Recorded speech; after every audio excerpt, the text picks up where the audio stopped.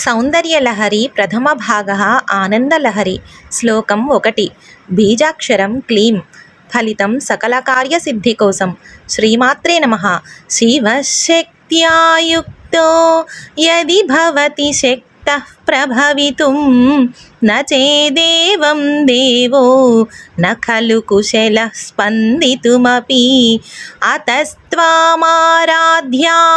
హరిహరవిరించాదిభిరపి ప్రణంతుం స్తోతుం వా కథమకృత పుణ్యః ప్రభవతి.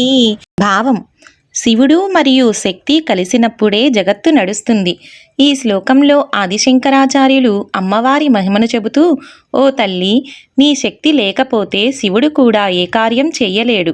అందుకే బ్రహ్మ, విష్ణు, మహేశ్వరులు కూడా నిన్నే ఆరాధిస్తారు. అటువంటి నిన్ను స్తుతించాలంటే కూడా గొప్ప పుణ్యం ఉండాలి అని ఈ శ్లోకం యొక్క భావం.